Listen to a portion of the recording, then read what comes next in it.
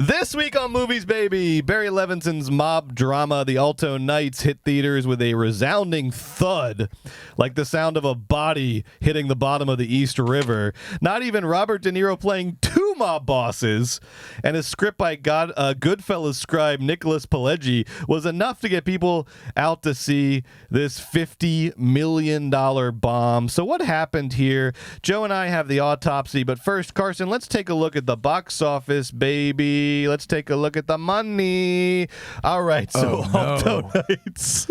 Alto Knights opened 6 on 2,600 screens. 2,600 screens. $3.1 million opening. We'll round it up to 3.2. Why not? 3.2 million opening weekend. Joe, for a little bit of context here, that is lower than the second week of Novocaine. So 2 Robert De Niros could not beat Jack Quaid in the second weekend. That's below the third week of Mickey 17, below the fourth week of Captain America, below the second week of Black Bag.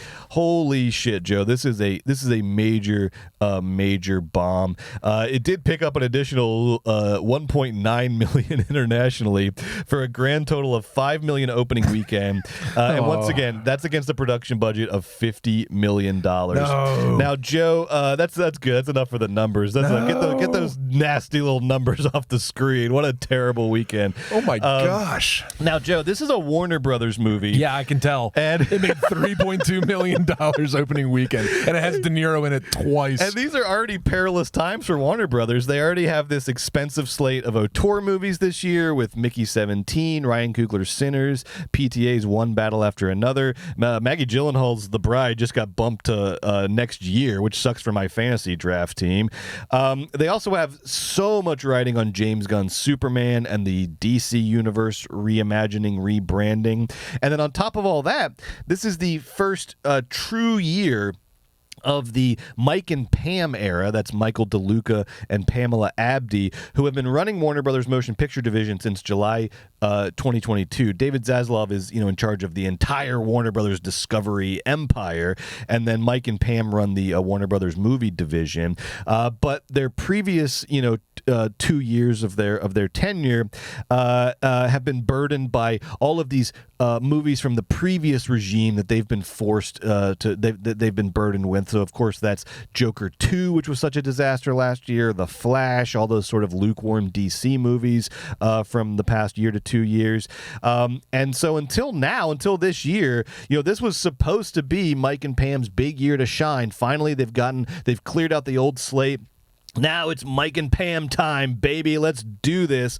So how the hell did Barry Levinson get Warner Brothers to give him $50 million to make the Alto Knights, Joe? And is it going to fuck up Mike and Pam's big year? Or was their year already fucked up to begin with? Joe, who's to blame for the Alto Knights disaster? Zaslav. Specifically, and not in like a big picture way. Specifically David Zaslav. How did this happen? He got cornered in the Hamptons by 2 old heads. True story. And they told him, the Wexlers, and they were like, "This is Irvin Winkler, who's the producer. Irvin Winkler is the producer of Alto Knights, and Nicholas Pileggi, who wrote Goodfellas, is the writer. These guys are both in their 90s right now, and I'm not trying to be ageist, but that is objectively very old. They are both in their 90s, and they are Zaslav's neighbors in the Hamptons. Yes. So one night they're all hanging out, and they insist that if David wants to be a hotshot and live in Robert Evans' house and be Warner Brothers, which he had just bought, then you got to make the Alto Knights. And Zaslav, you want to be Bobby Evans, baby? You got to make the Alto Knights. We got the script right here, baby. He can't say no to these 2 90-year-old men, and he can't even just say yes to their face and then say no behind their back, because then he forces Michael and Pam, as one of their first projects, is, okay, do whatever you guys want, but you have to make the Alto Knights. Without a doubt, you got to make the Alto Knights. You can do whatever you want in addition to making the Alto Knights. There's something they call like new owner syndrome in the NBA. When one of these big dick billionaires buys an NBA franchise, the first thing they do is they think they know better, and they do the stupidest shit in the world. Mm-hmm. When Ishbia bought the Phoenix Suns 2 years ago, he traded every asset, every piece of draft capital that they had, and he said, just get me Kevin Durant, and I don't care. And in fact, get me Bradley Beal and his no trade clause too. I know what the fuck. We're going to be an offensive powerhouse. That team is miserable. They're unwatchable. Team. They're not going to make the playoffs. They're all going to be traded off. Even Devin Booker's going to go. What I'm saying is Zaslav fucking new owner syndrome to this. He went into Michael and Pam and he said, I know what I'm doing. I am the CEO now. I ran Discovery. I know about movies. Guess what's good movies, Mike and Pam? Goodfellas is a good movie, you dumb shits. Make a fucking mob movie, you dumb shits. It's got De Niro in it twice, you dumb shits. It's going to make money hand over fist, you fucking shits. Hey, and good news, it's no longer called Wise Guys, the original title. It's now called the Alto Knights. Do you see the potential? They're going to come out in droves for the Alto Knights. No, they're not. Although I do want to give props to these two 90-year-old power brokers. They're not to blame. Nicholas Pileggi and Irwin Winkler. They're my heroes. Can you imagine that night? The bullshit expensive wine that Zaz cracked open. No, dude, no. And they leaned across the table and they were cracking Sambuca. They were doing yes, aperitifs. Now like they were out on the patio. They did a Sangiovese first though, and then they got into the aperitifs. Yeah, they're doing like, and they're drinking. They are so deep into Sambuca or whatever, and then they look across the table and they go, Zaz, don't let us die without making the Alto Knights. This is all we want to do with the rest of our life. Don't let us die with the Alto Knights still on the table. You gotta let us make this movie, Zaz. And Zaz said, all right. I'm the new Robert Evans. I got you. I'll see what I can do. And then he told Mike and Pam, all right, you gotta make the Alto Knights. And bad news, it has a $50 million budget. Well, good luck. Now my second piece of blame. That budget. So every single other decision this year, from Mickey 17 to PTA to Minecraft, that's all going to wash up on the shores of Mike and Pam's feet.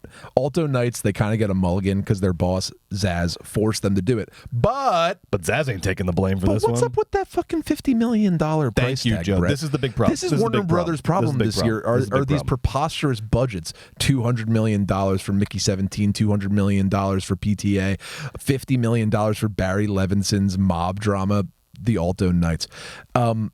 Way overpriced. Like, we always talk about how media is shifting and changing and entertainment is changing. One dinosaur, Brett, that I'm picking up on is these fucking budgets. Yes. Because our whole entire business model here at Forever Dog is to find a way to make cost-controlled content on platforms. We distribute on platforms that we now compete with these major players like YouTube and Spotify and things like that. So while people like us are putting YouTube content out at a low cost, these guys are putting out content at an extremely high number for no fucking reason. It's yesterday's paper. It's graft. It's a system that's bloated and is going to self-implode. And it ruined the movie. Because let's talk about let's drill down on this, because I saw a post. I see these posts a lot. I know Ethan Hawke said stuff like this, where he's like, "We need to stop talking about the box office and the finances, and just get back to film appreciation, etc." Look, I understand. I get it. We love movies as much as you love movies. The reason we talk about budgets and finances so much is because bad budgets make bad movies. There is a commercial aspect of filmmaking, a major commercial aspect to it, and it goes both ways. So bad budgets to me make bad movies. We saw it last year with like The Fall Guy, which was doomed before it even came out. That could have been a fun little movie, but they fucked it with an oversized budget. Similarly, when you watch The Alto Knights,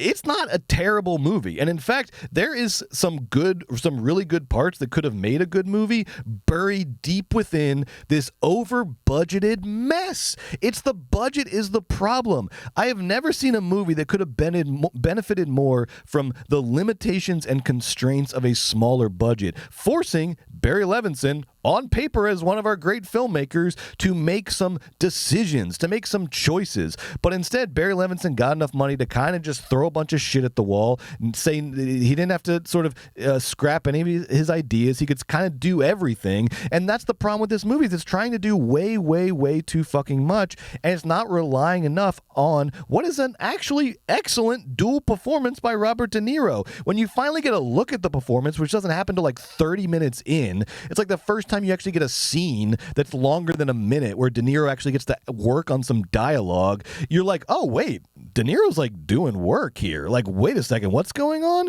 This is actually really interesting. The problem is Levinson's spending every dime of that $50 million, putting it all on screen, and what you have is a fucking mess, because also $50 million is not $100 million. $50 million is kind of a sort of terribly in the middle purgatory budget where you think you have a lot of money. I went back and looked, Joe, and I'm losing my voice. I've been yelling so much in this episode.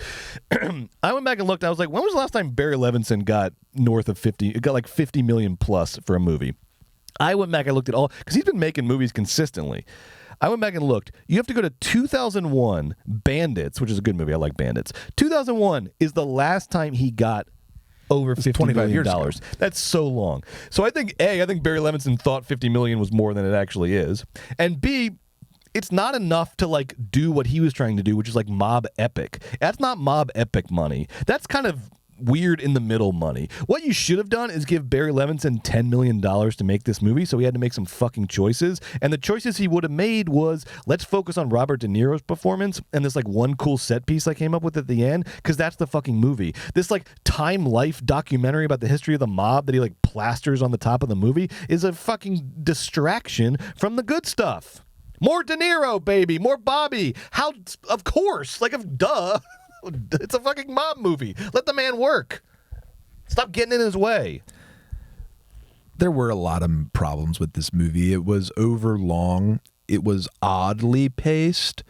It was didn't understand what was good or bad about certain parts, and I think it was pretty slow.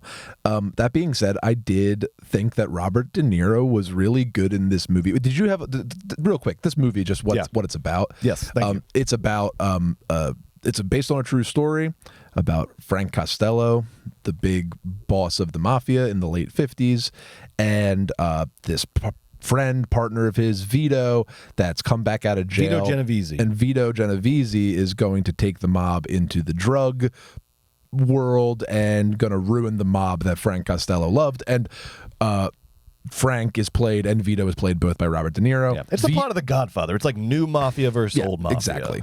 And Vito's like the Joe Pesci-esque mafia type, and Frank is the De Niro-esque mafia type, right? If we were going to cast it with not two De Niros.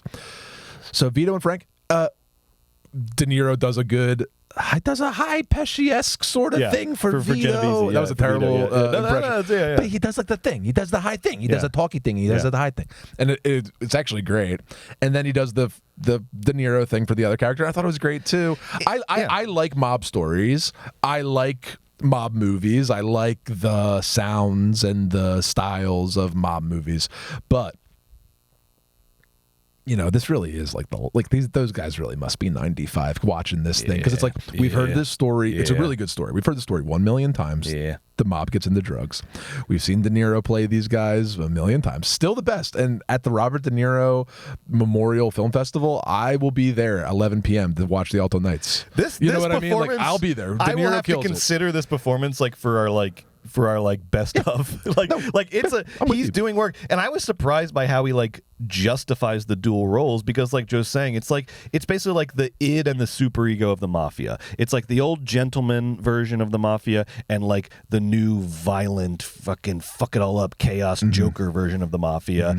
And so I was like, oh, this actually like makes sense. It makes sense that you did De Niro in both roles, and I see what you're doing here. I have to like look through 1,000 layers of bullshit to find it, but it's down there. There's a good idea down there. Well, it just like it has that De Niro element, but then it doesn't have things that also make exciting mob movies. I don't know. It's very sort of like limited in its ambitions. It's a lot of talking, which I don't mind, but it's sort of odd because Brad and I were talking before the show. There are these set piece moments that are really good.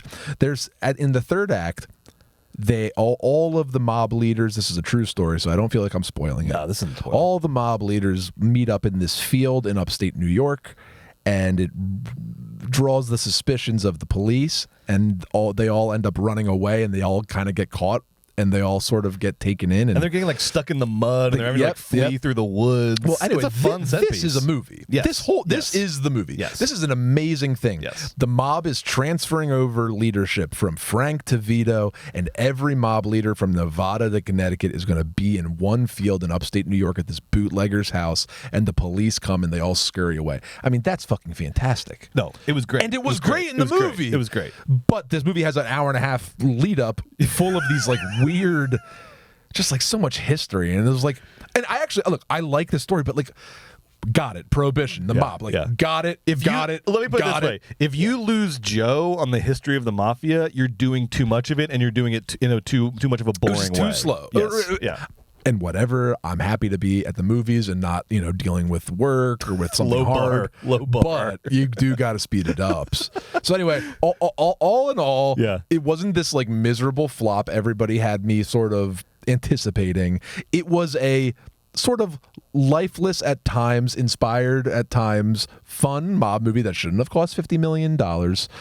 But I will be watching it at the Robert De Niro late career film festival. Yes. I will be checking out Alto Knights. I'm going to give this movie 2.5 stars, Brett. I thought this movie was all right. That's fair. Movie was all right. I'm going to give it 2 stars. There was just too much that was bad about it to go any higher than that. But for a 2-star movie, I'm actually going to recommend that you watch it for De Niro's performance, which once you sort of find the performance and get to it in the movie, again, he's doing some phenomenally interesting work here. And he's like giving you 2 very distinct performances. He like makes the dual casting work. It's not like a stunt. It works for the movie and could have been I think a lot more interesting if not for all the bells and whistles, which I blame on that $50 million budget, and I also blame Zaz for that.